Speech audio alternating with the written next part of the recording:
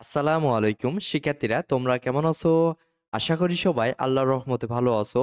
শিক্ষার্থীরা, ফিরে এলাম সহজ পড়াতে। এখন আমরা পড়বো তৃতীয় শ্রেণীর প্রাথমিক বিজ্ঞান বইয়ের পৃষ্ঠা 59 থেকে অনুশীলনীর প্রশ্ন 1, প্রশ্ন 2 এবং প্রশ্ন 3-এর সমাধান সম্পর্কে। তাহলে চলো প্রথমে খেয়াল করি। প্রশ্ন 1, সঠিক উত্তরে টিক চিহ্ন দিই। অর্থাৎ নিচে থাকা বহু নির্বাচনী প্রশ্ন 1, 2 এবং 3-এর অপশনগুলো থেকে আমাদের সঠিক উত্তরে টিক চিহ্ন দিতে হবে।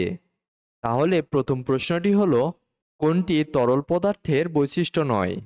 অর্থাৎ নিচে থাকা ক, খ, গ এবং ঘতে থাকা অপশনগুলোর মধ্যে কোনটি তরল পদার্থের বৈশিষ্ট্য নয় সেই সঠিক উত্তরে আমাদের টিক চিহ্ন দিতে হবে। এজন্য প্রথমে আমরা তরল পদার্থের বৈশিষ্ট্য সম্পর্কে জেনে নেই। আমাদের পরিচিত একটি তরল পদার্থ দুধকে যদি আমরা খেয়াল করি, তাহলে দেখতে পাই এই তরল পদার্থটির নির্দিষ্ট ওজন আছে, নির্দিষ্ট পরিমাণ অর্থাৎ আয়তন আছে। কিন্তু এই তরল পদার্থটিকে যদি গ্লাসে ঢালা হয় তাহলে এটি গ্লাসের আকার ধারণ করে, আবার যদি একে কাপে ঢালা হয় তাহলে কাপের আকার ধারণ করে। সুতরাং আমরা বলতে পারি তরল পদার্থের নির্দিষ্ট কোনো আকার নেই। এছাড়াও আমরা পাঠ্য বইয়ের এখান থেকে জেনেছিলাম ফলের রস, পানি, তেল, শরবত, দুধ ইত্যাদি তরল পদার্থ। এগুলোর নির্দিষ্ট কোনো আকৃতি নেই।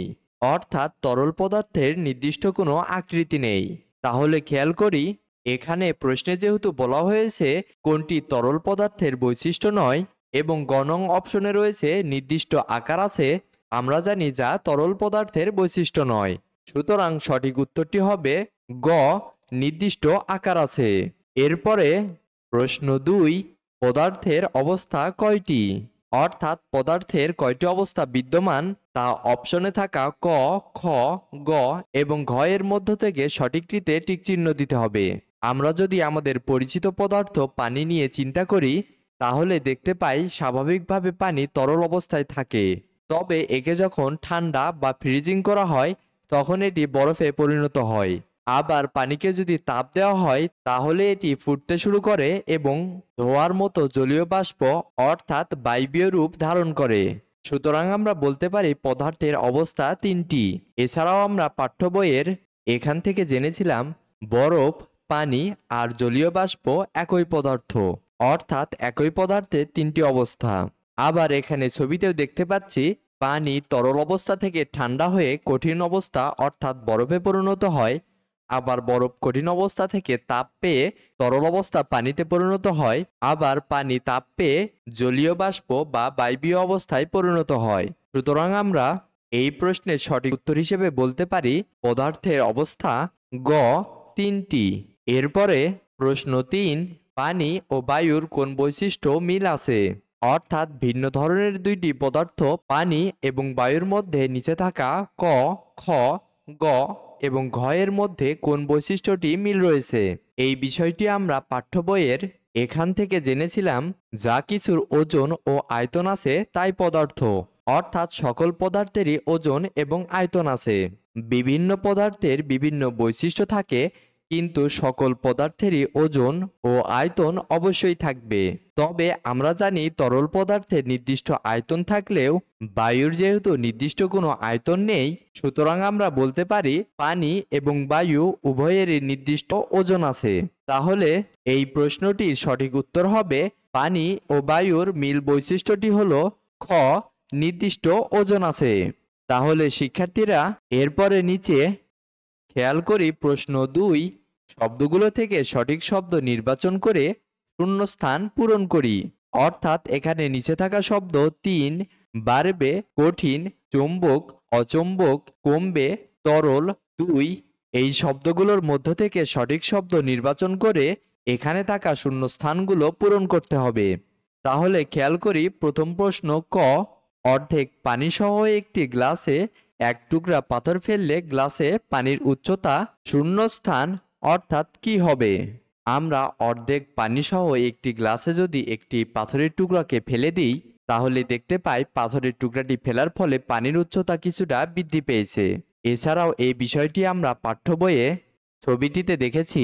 প্রথম গ্লাসে অর্ধেক পানি পূর্ণ ছিল, এরপরে দ্বিতীয় গ্লাসে একটি পাথর ফেলার কারণে পানির উচ্চতা কিছুটা বৃদ্ধি পায় এবং তৃতীয় গ্লাসে আরও পাথর ফেলার কারণে পানির উচ্চতা আরও বৃদ্ধি পায়। অর্থাৎ পানি দিয়ে অর্ধেক পূর্ণ গ্লাসে পাথর ফেললে পানির স্তর উপরে উঠে যায়। তোমার পাঠ্য বইয়ের প্রতিটি পৃষ্ঠার সহজ সমাধান পেতে আজই ডাউনলোড করো সহজ পড়া অ্যাপসটি। সহজ হোক তোমার পড়ালেখা। সুতরাং আমরা প্রদত্ত শব্দগুলোর মধ্য থেকে বারবে এই শব্দটিকে নির্বাচন করে শূন্যস্থান পূরণ করে লিখতে পারি, অর্ধেক পানিসহ একটি গ্লাসে এক টুকরো পাথর ফেললে গ্লাসে পানির উচ্চতা বাড়বে। এরপরে খ, রাবারের নির্দিষ্ট আকার আছে কারণ এটি শূন্যস্থান অর্থাৎ কি পদার্থ?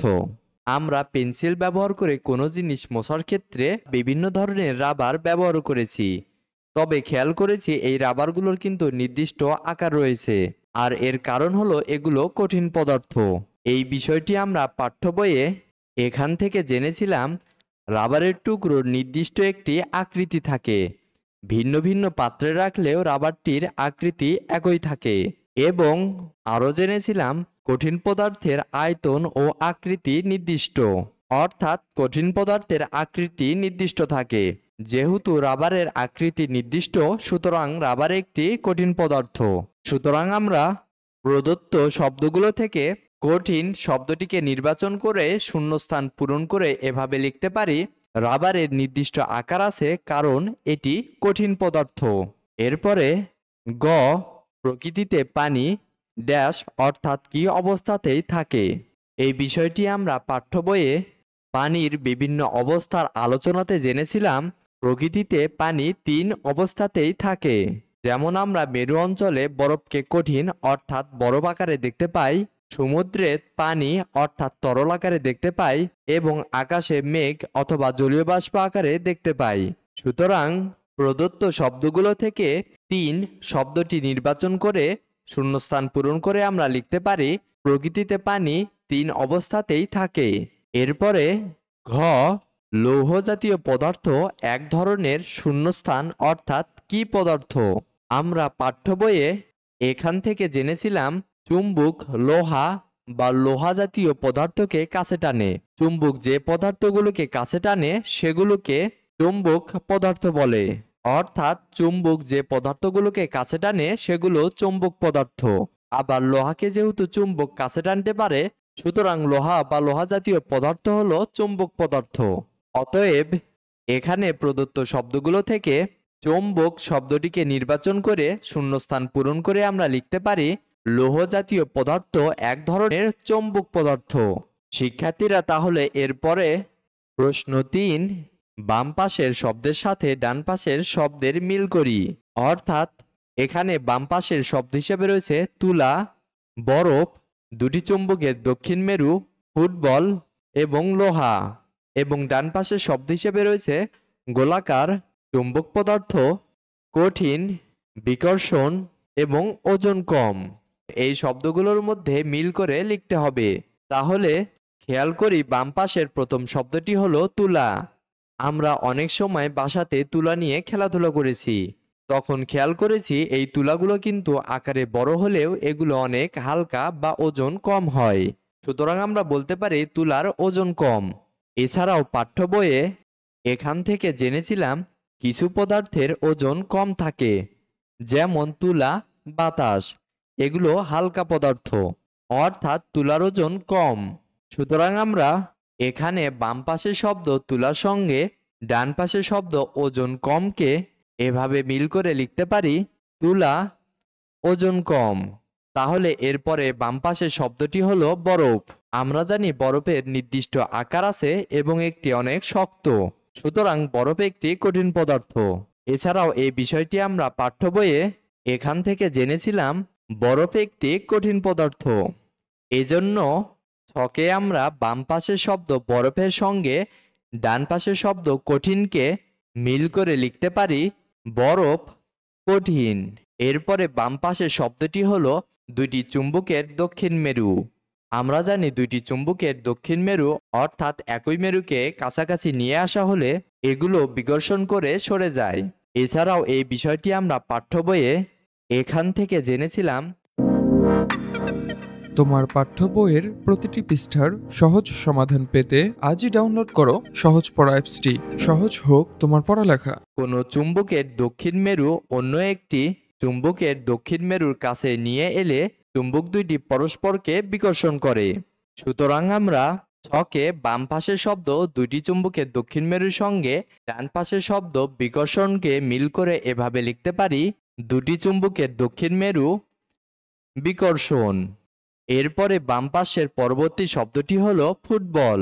আমরা ফুটবল খেলার সময় দেখেছি ফুটবল দেখতে গোল বা গোলাকার।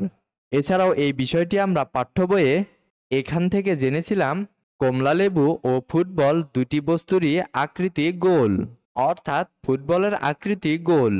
সুতরাং আমরা বাম পাশের শব্দ ফুটবলকে ডান পাশের শব্দ গোলাকারের সঙ্গে মিল করে লিখতে পারি ফুটবল গোলাকার। এরপরে বাম পাশের সর্বশেষ শব্দটি হলো লোহা। আমরা জানি লোহাকে যদি কোনো চুম্বকের কাছে নিয়ে যাওয়া হয় তাহলে চুম্বক লোহাকে আকর্ষণ করে কাছে টেনে নেয়। এজন্য লোহা একটি চুম্বক পদার্থ। সুতরাং আমরা ছকে বাম পাশের শব্দ লোহার সঙ্গে ডান পাশের শব্দ চুম্বক পদার্থকে মিল করে এভাবে লিখতে পারি লোহা চুম্বক পদার্থ। তাহলে শিক্ষার্থীরা, আশা করি আমরা সবাই সমাধানগুলো ভালোভাবে বুঝতে পেরেছি। এখন এ পর্যন্তই, দেখা হবে পরবর্তী ভিডিওতে। সবাই ভালো থাকো, সুস্থ থাকো, আল্লাহ হাফেজ।